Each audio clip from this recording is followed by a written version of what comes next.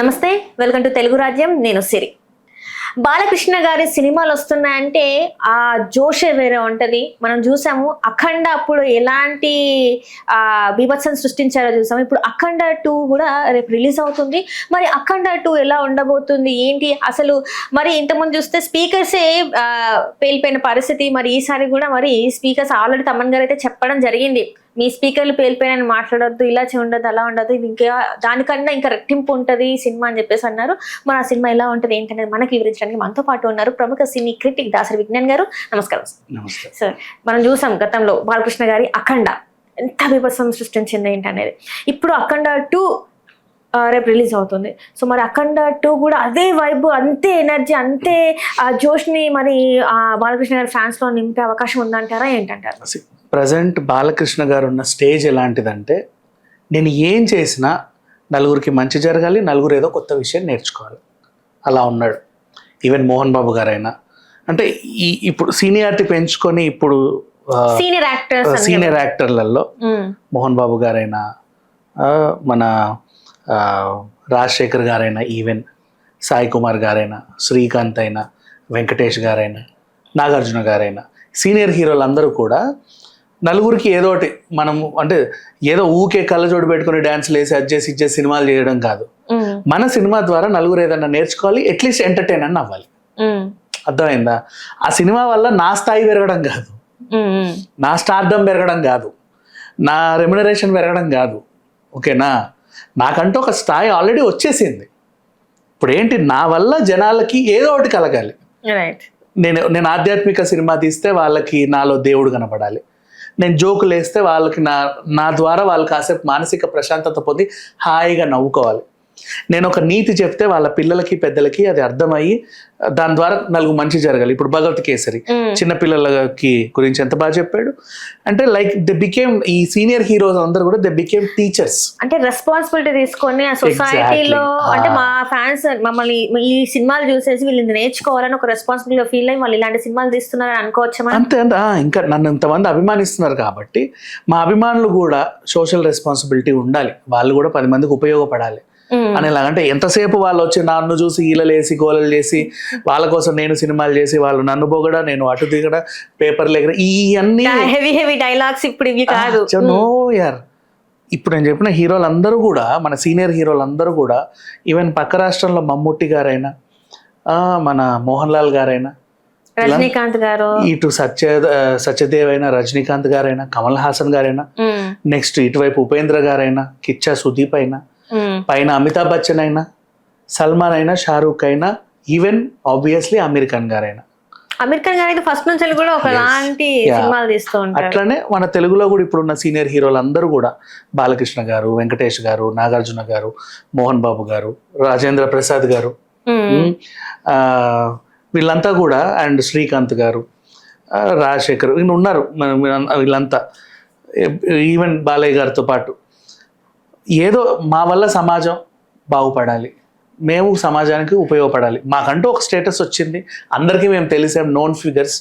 మరి ఇంతమంది మేము తెలిసినప్పుడు మేము తెలిసిన అంతమంది ఏదో ఒకటి మా ద్వారా నేర్చుకోవాలి కదా, ఆ దీంట్లో ఉన్నారు. ఇంకా దాన్ని పెంచుకొని నేనేదో చెయ్యాలి, నేను నడిస్తే దుమ్ము లేవుడు, ఇట్టిట్టిట్ట కళ్ళజోళ్ళు పెట్టుకున్నాడు, పూల చొక్కలు, ట్రెండ్ అయిపోయింది. కానీ ఇప్పుడు people are now responsible for someone. ఇప్పుడు యంగ్ హీరోలే చేస్తున్నారు మంచి మంచి రోల్స్, కాబట్టి సీనియర్స్ ఇంకా రెస్పాన్సిబిలిటీ ఎక్కువ పెంచుకోవాలి. అందుకు వాళ్ళు మంచి మంచి సినిమాలు చేస్తున్నారు. ఇప్పుడు అదే తరహాలో బాలయ్యకి ఇప్పుడు ఇంకో అవకాశం వచ్చింది. ఏంటది? ఒక మంచి సినిమా అఖండ 2. అఖండ 1 ఏంటి, ఆల్రెడీ పాండమిక్ సిచ్యువేషన్లో రిలీజ్ అయింది, ఆయన మంచి విజయం సాధించింది. అక్కడొకడు కూర్చోవాలి, అక్కడ కూర్చున్నోడు కూడా 10 రూపాయలకే టికెట్ కొనాలి ఏపీలో ఆ టైంలో. అంటే కరోనా తర్వాత రిలీజ్ అయిన ఫస్ట్ ఫిలిం అఖండ.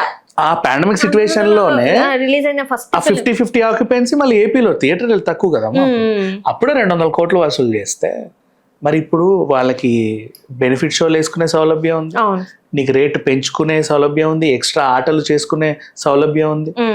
అండ్ అయినా సరే అండ్ వీళ్ళు ఇప్పటిదాకైతే టికెట్ రేట్లు పెంచి హడావిడే చేయాల, ఈ సినిమాని అందరికి చూపిద్దామన్న ఇదిలో ఉన్నారు.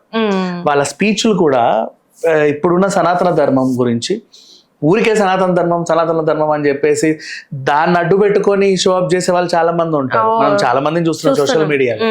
అట్లా కాకుండా అసలు నా ద్వారా ఏదో చెప్పాలి, ఈ సినిమాకి నాకు దొరికిన అవకాశం ఏంటి, ఈ రోల్ సనాతన ధర్మాన్ని చెప్పాలి, జనాలకి ఒక మంచి మెసేజ్ పాస్ చేయాలి అని చెప్పేసి చిన్న పిల్లల నుంచి పెద్దవాళ్ళ దాకా వీల్ చైర్ ఉన్న వాళ్ళకు ఉన్న కాళ్ళు పట్టుకొని నడిచే ముసలోళ్ళ వరకు అందరూ సినిమాని చూసి ఏదో ఒకటి నేర్చుకోవాలని చెప్పి వీళ్ళకి నా ద్వారా ఒక మంచి జరగాలన్న సంకల్పంతో ఈ సినిమా తీశారు. అండ్ నెక్స్ట్ బోయపాటి, తమను, బాలయ్య గారి కాంబినేషన్ అంటే ఇక ఏంటో ఇక మనకి చెప్పాల్సిన అవసరం లేదు. కొన్ని కాంబినేషన్ రేర్ గా సెట్ అవుతాయి. అంటే బోయపాటి గారు సినిమా ఇస్తున్నారంటే అది బాలకృష్ణ గారితోనే సెట్ అవుతుంది అనే ఉంటది. అవును, మాట ఉంది. వాళ్ళ కాంబినేషన్ లోనే సినిమాలన్నీ కూడా చూసుకున్నట్టయితే ఒక రేంజ్ లో ఉంటాయి, బాగుంటాయి. దానికి తోడు మళ్ళీ మధ్యలో తమని దూర్చామంటే అది ఇంకో రేంజ్. అట్లా సంథింగ్ మ్యాజిక్ జరుగుతూ ఉంటుంది. అదే మ్యాజిక్ మళ్ళీ రిపీట్ అవుతుంది. ఆల్రెడీ హిట్టే మా పాటలు ఇవన్నీ కూడా జనాల్లో నానిపోయాయి. అండ్ రిలీజ్ చేసుకున్న గ్లిమ్స్ కానీ మిగతా పోస్టర్స్ అన్నీ కూడా జనాలకు రీచ్ అయిపోయాయి. ఆ టీజర్లు, ట్రైలర్లు అన్నీ కూడా టచ్ అయిపోయాయి. ఇంకా తెల్లారితే సినిమా రిలీజ్. ఇప్పుడు ఇవాళ 2 అయిపోయింది, 3 తెల్లారితే 4కి ఒకవేళ ప్రీమియర్స్ వేస్తే 4 నుంచే సినిమా వస్తుంది, లేదంటే 5వ తారీఖు రిలీజ్ ఎట్లాగో అయిపోద్ది. అందరూ దీని గురించే మాట్లాడుకున్నారు. నన్ను అడిగితే ఇప్పుడు 1000 కోట్లు వసూలు చేసినా ఆశ్చర్యం లేదు. దేనికో చెప్పనా, సనాతన ధర్మం గురించి నువ్వు సినిమాలు తీస్తే కేంద్ర ప్రభుత్వం కూడా ఎంకరేజ్ చేస్తుంది. వాళ్ళు కూడా చూసి ఈ సినిమా బాగుంది చూడండి అని చెప్పట్లా, మళ్ళీ దాన్ని డబ్ చేసి కూడా అక్కడ నార్త్ లో కూడా ఆల్రెడీ పాన్ ఇండియా సినిమా అంటే ఇంకా ఎక్కువ చేసే అవకాశం ఉంది. ఇంతవరకు చూసుకున్నట్టయితే బాలకృష్ణ గారి సినిమాలు అంతా అంటే పాన్ ఇండియా సినిమాలు లేవేమో నాకు తెలిసి. లేదు, 2 తెలుగు రాష్ట్రాల వరకే పరిమితమైంది. ఇప్పుడు ఇక్కడ నుంచి పాన్ ఇండియా లెవెల్లో ఇతను ఒక మంచి మెసేజ్ ఇస్తాడు. ఎవరితను అంటే సౌత్ లో పెద్ద స్టార్, ఆయన అక్కడ ఎమ్మెల్యే అంట, బసవతారకం హాస్పిటల్ ఉందంట,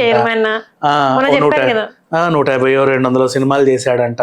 అంటే మామూలు చెప్తున్నా 119, 109 లే, బట్ వాళ్ళని మాట్లాడుకుంటారు ఇన్ని సినిమాలు చేశారంట, అట్లా అంట ఇట్లా అంట.